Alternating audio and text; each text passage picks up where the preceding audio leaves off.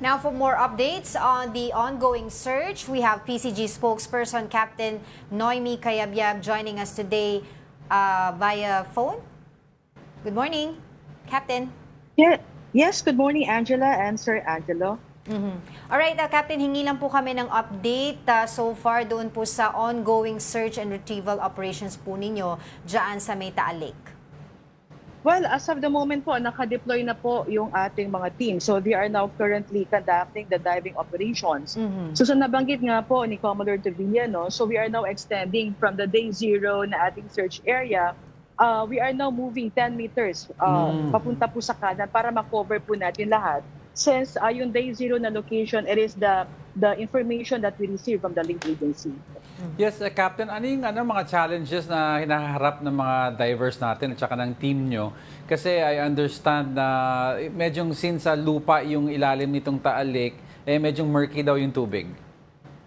Yes, tama po dyan, Sir Angelo. So usually, nare-receive po natin mga feedback every day sa diving operation po natin is yung labo po talaga, yung visibility underwater. And then, of course, we cannot underestimate po yung alert level status na meron po ngayon yung Taal Volcano. Although we are maximizing po yung diving operations, lalo na po pag maganda po ang panahon at maganda rin po yung tubig na hindi masyadong malakas ang current. So ngayon po, dahil medyo mainit na rin sa area, yung heat stress sa ating mga technical divers, usually po nag-range po yung temperature sa ilalim po ng tubig, halos 30 to 32 degrees Celsius po. So normally, yan po yung kinakaharap natin, and sa pamunuan naman po ng Philippine Coast Guard ay buo naman po ang suporta sa lahat po ng kailangan ng ating technical divers.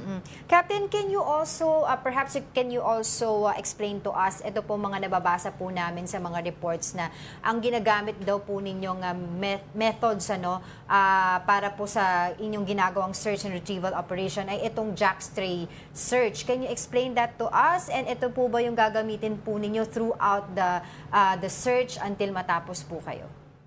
Yes. So, ito pong jackstay search, simula po nung aming day one, since we have an identified location, it's like 100 meters by 100 meters. So, para maging masinsin po yung ating pagsisid, so mostly kasi yung mga na-recover natin, mga SAP, is within this area. So, gusto po natin na makita po talaga yung ilalim. That's why we are using this jackstay search po. Ito po yung pagkakaroon ng fixed line, straight line, na nagiging guide po ng ating diver. So mas safe and mas detailed at mas masinsin ang ginagawa pong diving operations ng ating mga diver dito. Yes, Captain, yung mga sacks na nahanap, are they all identical or iba-ibang klaseng sacks? Kasi madaming, of course, hindi natin maiwasan, madaming mga netizens and mga viewers natin, medyo skeptical daw po because of all the gossip that's going around. Baka you can clear the issue. Well, yung further verification as to the sacks, no, lalo yung characteristic, we have the SOCO naman po. So ang ginagawa naman po natin dyan, every diving operation, if I could just mention the process, and I believe that this is also a good opportunity, no, para ma-explain po. So every diving operation, so sa ilalim po kasi, no, medyo malabo, so pinakapa natin yung mga bagay na parang suspicious. And again, this is a fish pond. So sa mga video po na nilabas po natin, may mga nakikita rin po kayong mga sack. Yeah. So there may be a probability na ang laman po nito ay feed, no?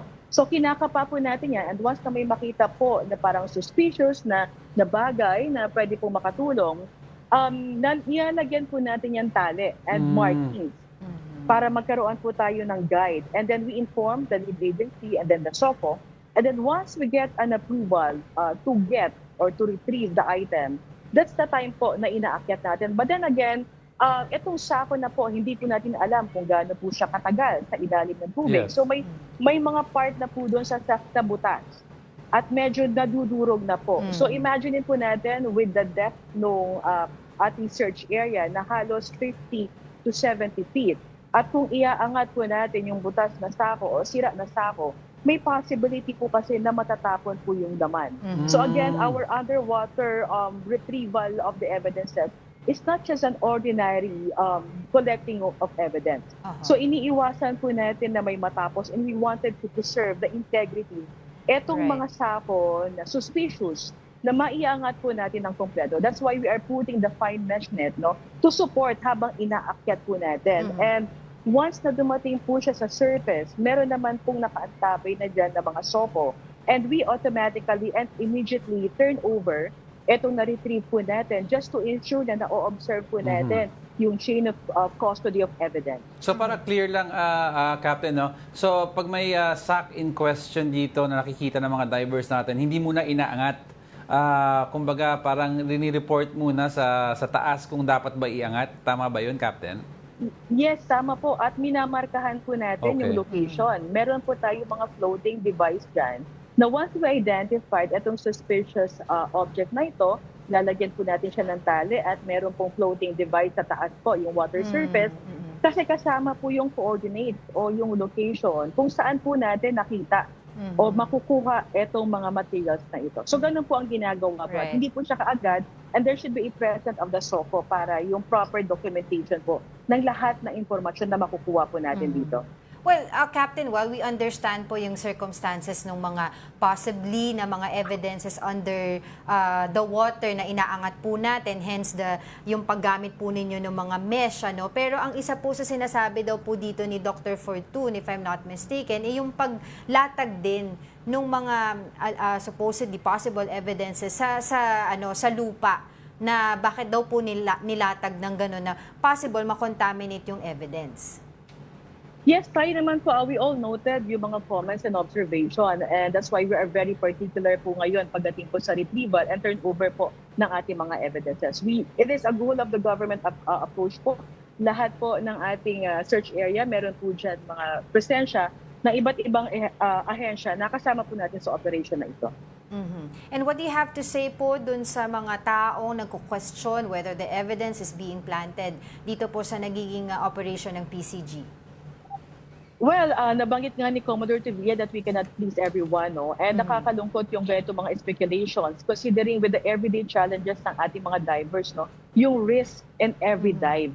So tayo po, kasama po atong lead agency, ang Philippine Coast Guard po ay katulong ng DOJ na makapagbigay po ng hustisya at katotohanan, lalo na po sa mga pamilya po nito mga missing sabongeros. Kaya naman po rest assured at sisiguraduhin po ng inyong Philippine Coast Guard na ang bawat pagkasagawa ng diving operation ay tapat at patas, at we always observe this professionalism in every diving operation that we conduct.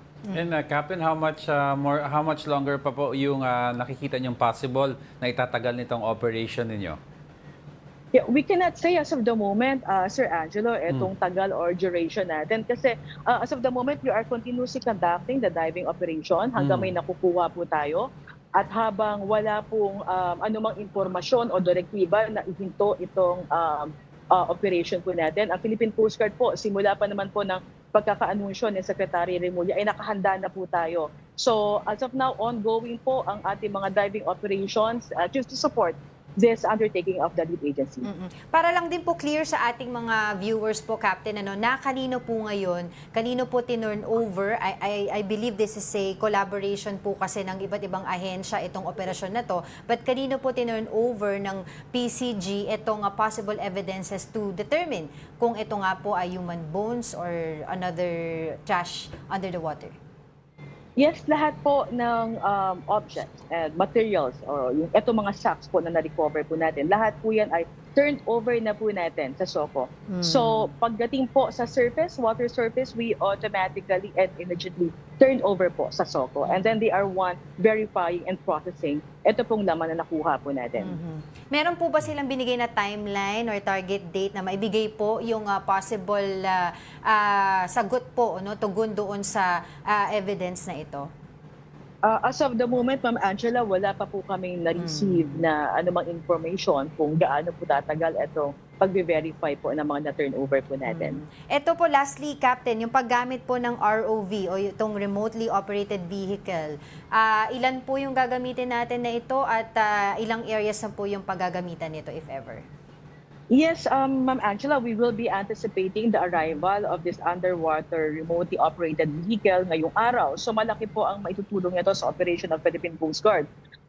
With the limitation nung lalim na kaya po nating i-dive, so ito pong ROV natin has the capacity to see yung lake bed up to 1,000 feet. So medyo magiging magaan po ang magiging operasyon po natin. And since ito may camera at may operator po, at gumagalaw rin po. So it can move left, right, and then back, forward. So mas malaki po ang makukover nating area. And aside to that, yung operating hours, since our technical divers can only operate up to 1.5 hours, etong ROV has the capacity up to 4 hours po. So mas malaki po ang magiging improvement pagdating po sa diving operations natin. Captain, speaking of operating hours, meron po bang nagbabantay or nagsisecure nung area kapag ka po walang operations or search retrieval operations na ginagawa ang PCG doon sa area?